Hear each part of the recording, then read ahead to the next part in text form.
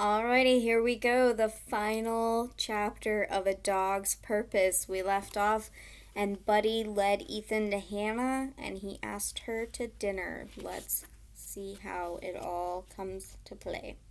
Chapter 32. After that day, I saw Hannah and Carly a lot. They came to the farm to play more and more frequently, which was fine by me. Carly understood that the farm was my territory, something she could hardly fail to recognize, since I'd lifted my leg on every tree on the place. I was the top dog, and she didn't try to challenge me, though she was irritatingly oblivious to the benefits that the natural odor bestowed upon our admittedly small pack. Mostly, she just acted like we were playmates and nothing more. She was, I concluded, just not very bright. Carly seemed to think that she could catch the ducks if she just crept up on them slowly enough, which was an exercise in pure stupidity. I would watch in utter disgust as she would slink through the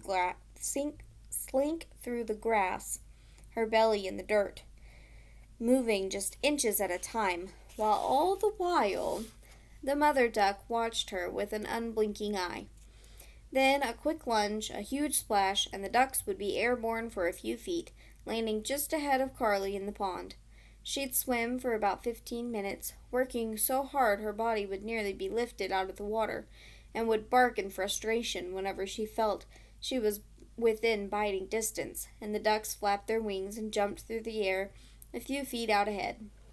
When Carly finally gave up, the ducks would determinedly swim after her, quacking, and sometimes Carly would spin around and head back out, thinking she had the ducks fooled.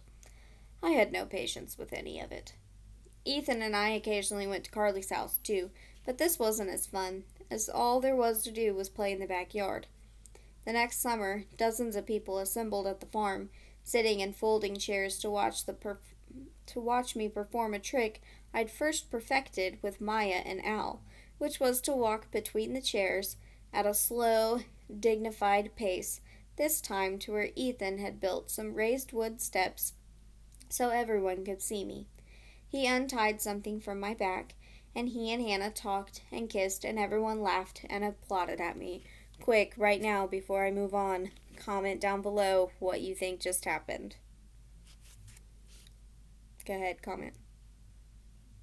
Okay, let's continue. After that, Hannah lived with us on the farm. The place was transformed so that it was almost like Maya's mama's house, with people arriving for visits all the time. Ethan brought home a couple more horses to join Troy in the yard, smaller ones, and the children who came to visit loved to ride them, even though, in my opinion, horses are unreliable creatures who will leave you stranded in the forest at the first sign of a snake. Carly's owner, Rachel, soon showed up with a tiny baby named Chase, a little boy who loved to climb on me and grab my fur and giggle. I lay still when this happened, just as I had when Maya and I did school. I was a good dog. Everyone said so. Hannah had 3 daughters, and each of them had children too, so that at any given time I might have more playmates than I could count. When there was no visitors, Ethan and Hannah often sat out on the front porch, holding hands while the evening air turned cool. I lay at their feet, sighing with contentment. The pain in my boy was gone, replaced by a serene, uplifting happiness. The children who came to visit called him Granddaddy, and each one made his heart soar when they did so. Hannah called him my love, and darling as well as just plain Ethan. About the only thing involved with the new arrangement that was less than perfect was the fact that when Hannah started sleeping with Ethan, I was summarily dismissed from the bed. At first I assumed this was a mistake. There was, after all, plenty of room for me between them, which was where I preferred to lie. But Ethan ordered me off onto the floor, even though there was nothing wrong with the bed upstairs, and the girl could just as easily sleep there. In fact, after I performed my trick in the yard for all the people to see, Ethan had beds put in all the upstairs rooms, even Grandma's sewing room, but apparently none of them were good enough for Hannah. Just to test it, though, every single night I put my paws on the bed and slowly raised myself up like Carly inching through the weeds toward the ducks. And every night Ethan and Hannah would laugh. "No, buddy, you get down," Ethan would say. "You can't blame him for trying," Hannah often replied. When the snow fell, Hannah and Ethan would put a blanket over themselves and sit and talk in front of a fire.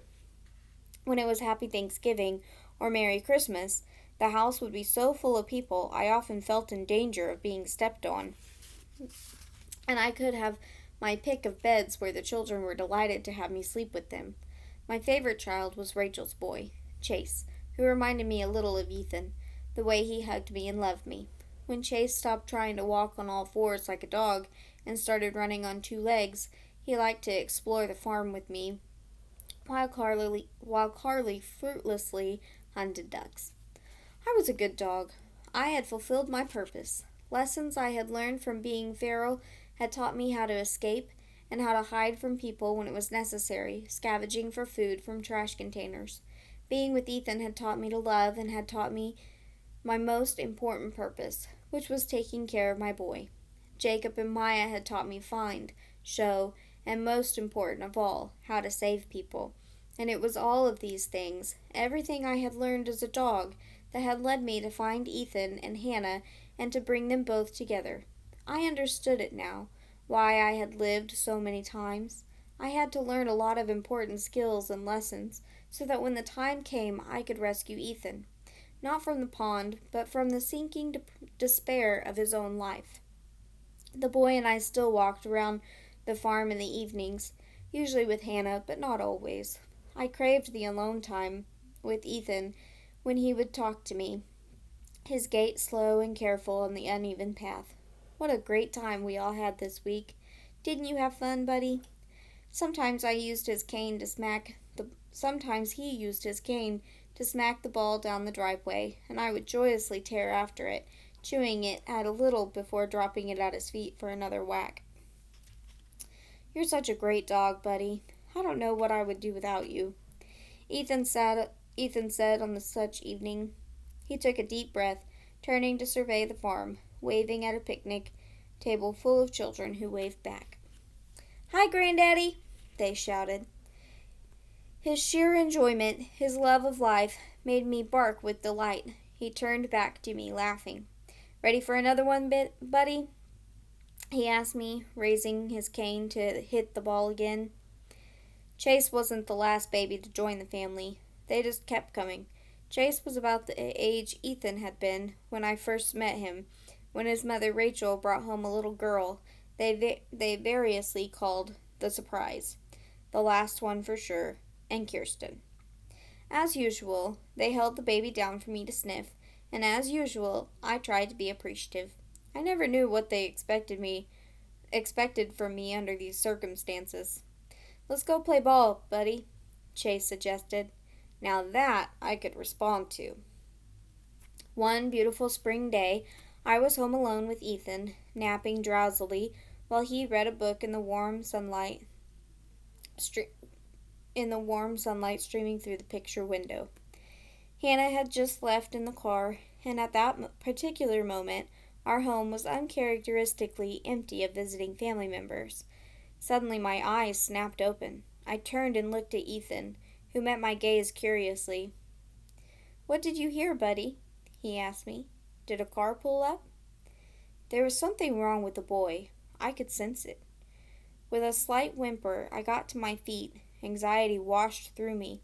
He'd gone back to his book, but laughed in surprise when I put my paws on the couch as if to climb on top of him. "Whoa, buddy, what are you doing?" The sense of impending disaster increased. I barked helplessly. "Are you okay? Do you need to go out?" He gestured toward the dog door, then pulled his glasses off and rubbed his eyes. "Whew, a little dizzy there." I sat. He blinked, looking off into the distance. "Tell you what, old boy, let's you and me go back and take a nap." He got to his feet, swaying unsteadily. Panting nervously, I followed him back to the bedroom. He sat on the bed and groaned. "Oh," he said. Something tore inside of his head. I could feel it. He sank back, sucking in a deep breath. I jumped on top of the bed, but he didn't say anything, just stared at me, glassy-eyed. There was nothing for me to do. I nuzzled his slack hand, fearfully conscious of the strange forces loose inside him. His breathing was shallow, shuddering. After an hour he stirred. Something was still really wrong with him, but I could feel him gathering his resources, struggling to break free of whatever gripped him the way I had once struggled to find the surface of the cold water from the storm drain when I had the little boy Geoffrey in my teeth. "Oh," Ethan panted. "Oh, Hannah." More time passed. I whined softly, feeling the fight continue within him. Then his eyes opened. At first they were unfocused, confused, and then they lit upon me, widening. "Why, hello, Bailey," he shocked me by saying. "How have you been? I've missed you, dog." His hand groped for my fur. "Good dog, Bailey," he said. It wasn't a mistake. Somehow he knew. These magnificent creatures, with their complex minds, were capable of so much more than a dog, and the sure conviction coming from him now let me know that he had put it all together. He was looking at me and seeing Bailey. "How about the day of the go-karts, eh, Bailey? We sure did show them that day. We sure did." I wanted to let him know that yes, I was Bailey. I was his one and only dog, and that I understood that whatever was happening inside him was letting him see me as I truly was. It dawned on me how I might do this, and in a flash I was off the bed and down the hall. I reached up and grabbed the knob to the closet just the way my first mother had taught me, and the old mechanism turned easily in my mouth, the door opening. I nosed it aside and dove into the pile of musty things at the bottom, tossing aside boots and umbrellas until I had it in my mouth, the flip. When I jumped back on the bed and dropped the thing in his hand, Ethan started as if I had just awakened him. "Wow! Bailey, you found the flip. Where did you get this, boy?" I licked his face. "Well, now, let's just see." What he did next was the last thing I wanted. His body trembling with the effort, he hauled himself over to the window, which had been cranked open to admit the fresh air. "Okay, Bailey, get the flip," he called. With an awkward motion, he managed to fumble the flip into the windowsill and push it outside. I didn't want to leave his side, not even for a second, but I couldn't disobey him when he repeated his command. My toenails scrabbling on the carpet, I bounded across the living room floor and out the dog door, peeling around the side of the house and scooping the flip up from the bushes where it had fallen. I spun and raced back to the house, resenting every second the stupid flip was keeping me apart from my boy. When I returned to the bedroom, I saw that things had taken a turn for the worse. Ethan had sat on the floor where he had been standing, and his eyes were unfocused, his breathing labored. I spat out the object I'd brought him. The time for that had passed. Carefully, so as not to hurt him, I crept forward, putting my head in his lap. He would be leaving me soon. I could hear it in the slowing of his raspy breathing. My boy was dying. I could not join him on his journey, and did not know where it would lead. People are vastly more complicated than dogs, and served a much more important purpose. The job of a good dog was ultimately to be with them, remaining by their sides no matter what course their lives might take. All I could do now was offer him comfort, the assurance that as he left this life, he was not alone, but rather was tended by the dog who loved him more than anything in the whole world. His hand, weak and trembling, touched the fur above my neck. "I will miss you, Doodle Dog," Ethan said to me. I put my face to his. I felt his breath and tenderly licked his face while he struggled to focus his gaze on me. Eventually he gave up, his eyes sliding away. I didn't know if he saw me now as Bailey or Buddy, but it didn't matter.